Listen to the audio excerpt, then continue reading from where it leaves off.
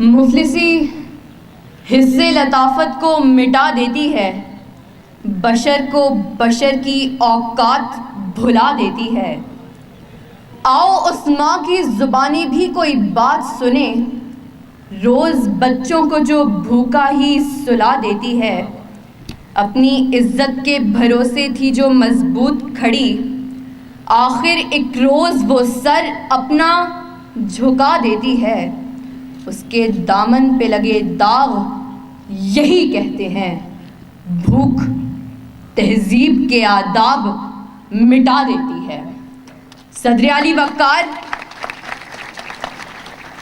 سردیوں کی ٹھٹھرتی ہوئی رات، منہ لپیٹے ایک مجبور ماں اپنے نومولود بچے کو ایدھی سینٹر کے باہر پڑے جھولے میں ڈال جاتی ہے۔ اس سے پوچھا گیا، کیا تجھے تیری مامتا ستائے گی نہیں؟ اس بچے کی سسکیاں تجھے رلائیں گی نہیں؟ اس کی چیخیں تیرے کانوں سے ٹکرائیں گی نہیں؟ تو کپ کپاتے ہوئے ہونٹوں سے جب مجبور ماں یہ جواب دیتی ہے کہ میں اپنے پیٹ کی بھوک تو برداشت کر سکتی ہوں، مگر اس بچے کا بھوک سے بلکنا مجھ سے دیکھا نہ گیا، تو اس پر یہ کہنا بجا بنتا ہے کہ خاک میں ماں کی محبت کو ملا دیتی ہے، بھوک تہذیب کے آداب مٹا دیتی ہے۔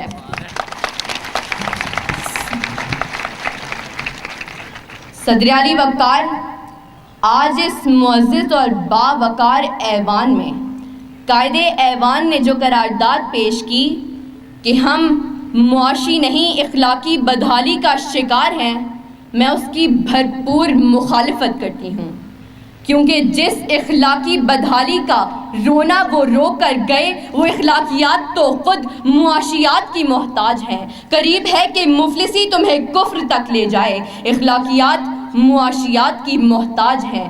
آئیے دلائل سے بات کرتے ہیں۔ روٹی کے چند ٹکڑوں اور قابل گزارا دودھ کی قلت سے تھرپارکر میں دم توڑنے والے مجبور بچوں کا اصل مسئلہ اخلاقیات نہیں معاشیات ہے۔ اسی شہر لاہور میں غربت سے تنگ آ کر بشرا نامی خاتون اپنے 2 معصوم بچوں کے ساتھ چلتی ہوئی ٹرین سے ٹکرا جائے تو اس کا اصل مسئلہ اخلاقیات نہیں معاشیات ہے۔ زرد چہرہ، آنکھیں اندر کو دھسی ہوئی اور بڑھاپے کی وجہ سے پورے جسم پر جھریاں لیے نشتر اسپتال ملتان کے باہر فقط 2 کلو آٹے کے عوض خون بیچنے والے بوڑھے کا اصل مسئلہ اخلاقیات نہیں معاشیات ہے۔